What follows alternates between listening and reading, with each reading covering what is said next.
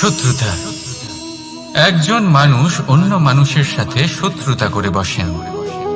দুজন ঘনিষ্ঠ বন্ধু।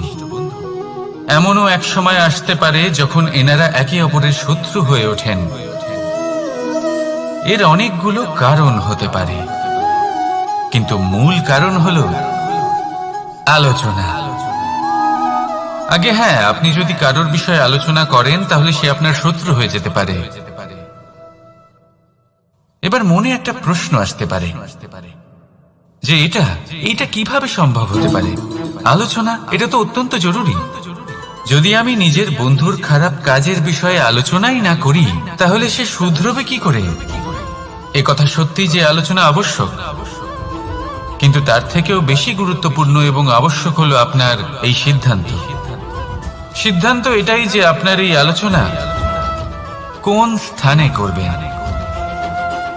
যদি এটা সবার সামনে করবেন ভাবেন, তাহলে তা অপমানও হয়ে যেতে পারে। যদি এটা আলাদাভাবে করেন তাহলে তা পরামর্শ হয়ে যায়। অপমান কেউ স্বীকার করতে পারেন না, কিন্তু পরামর্শ সকলের ভালো লাগে। তাহলে যদি আপন কারোর জন্য ভালো কিছু চান, কাউকে শুধরে দিতে চান, আর আপনার মনে হয় আলোচনা আবশ্যক, তাহলে সর্বপ্রথম সময়, পরিস্থিতি আর স্থানের কথা মনে রাখবেন। নয়তো এই আলোচনা আপনাকে খুব ভোগাতে পারে।